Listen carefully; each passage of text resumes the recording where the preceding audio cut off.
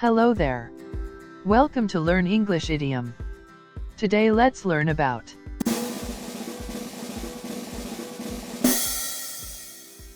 Parrot. Someone's words. Meaning: a person who, without thought or understanding, merely repeats the words or imitates the actions of another. Example sentences.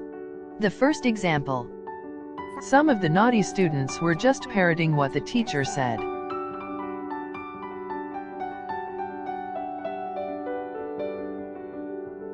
The second example.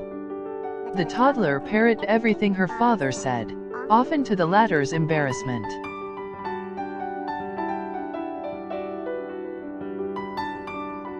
Thank you for watching.